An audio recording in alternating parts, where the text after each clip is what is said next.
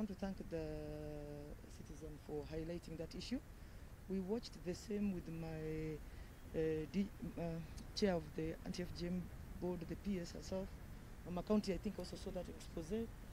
We immediately called the county commissioner. You can see he's here with the county commander. And we came overnight. We actually came overnight because there is a directive by the president to end FGM by 2022. Secondly, we've been here 3-4 times talking to chiefs and assistant chiefs. And the president sent us specifically to the chiefs and assistant chiefs because he knows those are the people who know where the homestead is, even where the cutters are. So we came because it's our job. But most importantly, what we came to say also is that because it happened, there must be some people who are culpable. And so now when we've just come from the meeting with the chiefs and assistant chiefs, the county commissioner has interdicted almost 10 chiefs, which is really what we need. Because if chiefs are not going to take care of these girls and assistant chiefs, then we are swimming in muddy waters. The police has also been very, very key. These girls who are here in the rescue center, they were rescued by the police and brought here. So we are working to see that we get more shelters for these girls. But we just want to be very clear. There is a presidential directive. It is illegal, totally illegal, to practice FGM. It's as simple as that.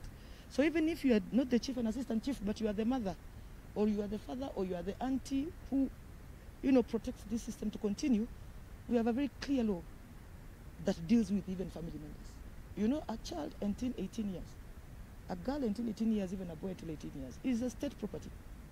We have right as the government on these young girls because it is government that is putting in infrastructure to make sure that young girls like this go to school and they succeed, whether it is professionally or in business. That's what we want to see. We want to see more courier girls who have not undergone the cut and been forced to be mothers early and etc.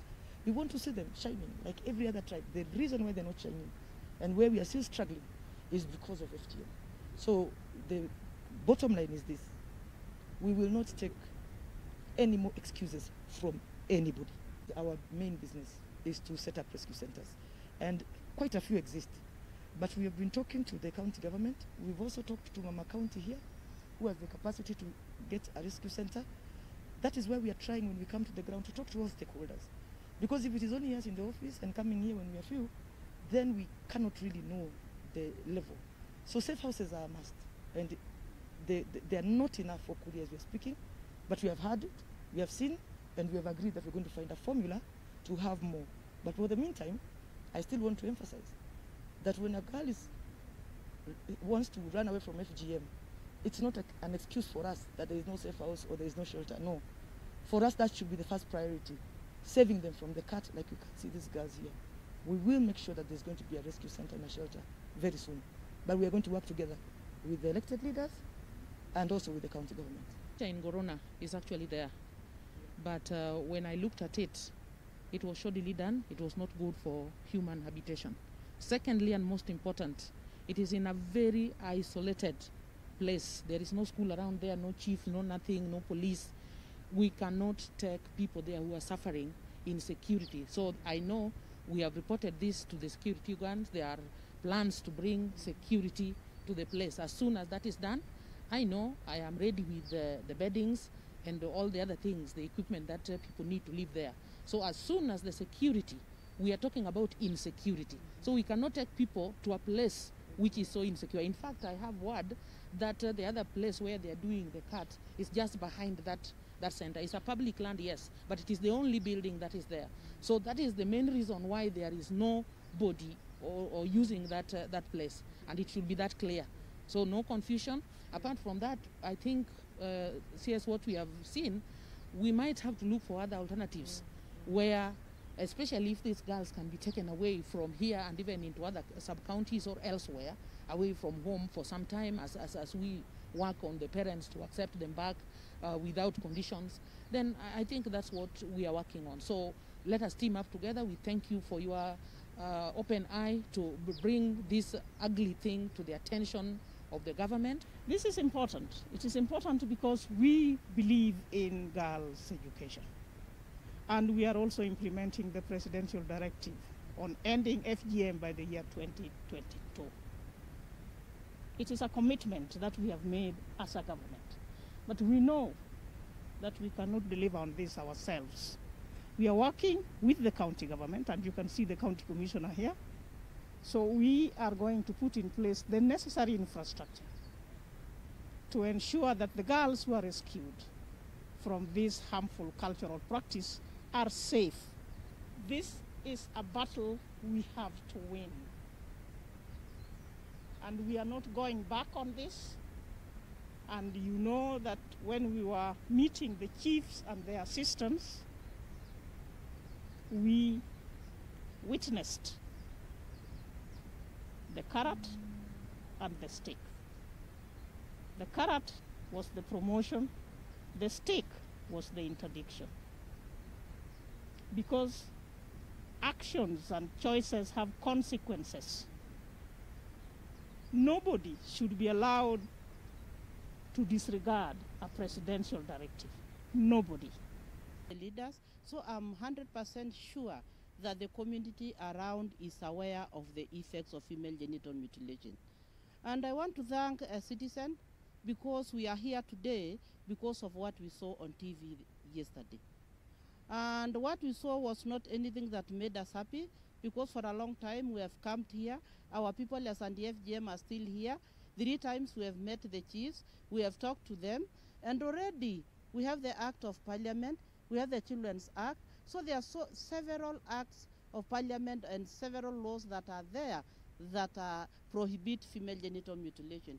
So when we saw people in the streets, we were wondering on what is happening, because I didn't really accept to say these are the chiefs that we talked to, these are the community that we talked to, and that's why we are here today.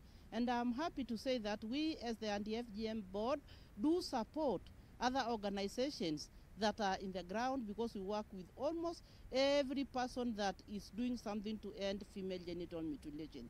And that's why we are here today, because we facilitate Musichana to make sure that these girls here are comfortable, they have food to eat, and we will keep supporting them, because we didn't come to see the people in the road, but we also came to see girls like these ones that we have seen who are safe.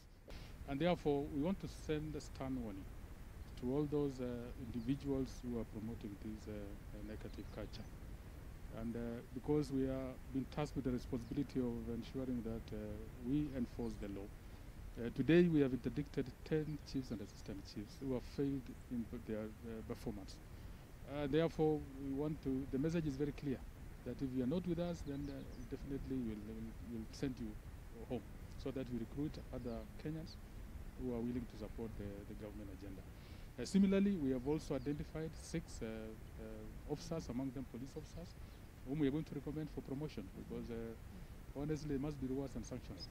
And therefore, moving forward, we are going to collaborate very closely with all the stakeholders and to ensure people of Kuria that honestly they must support us. We are calling upon appealing to elected leaders and our opinion leaders, including our elders, to come out and support us, so that we can succeed together in this cause.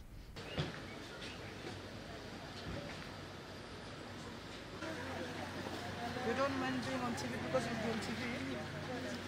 You can look down if you want, but nobody can tell. Thank you. Thank you.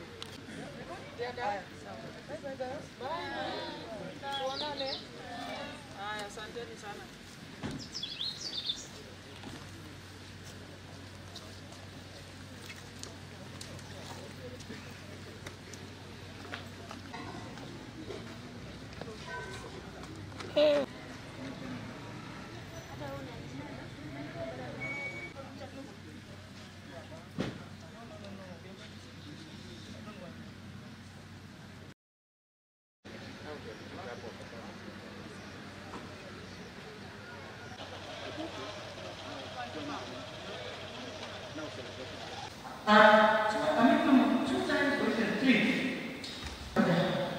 We have been speaking to you. Let me make it clear. In case of corruption, you can see we are facing our case of business.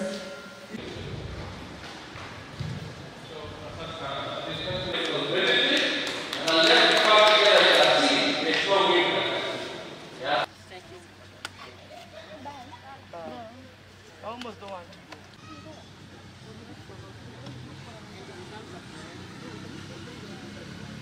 You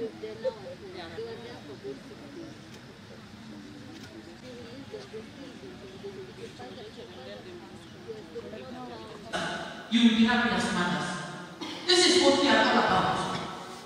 And with that, I want to apologize to the President on behalf of Migori.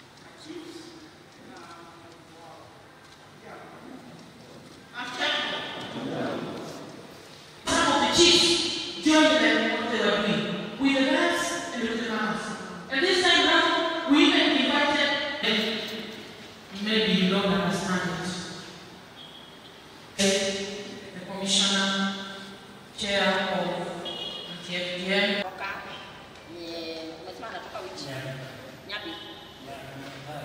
So, number 3, we have Coletta Mumase, collect of Kioma Kene location, Kira location, Kurian West.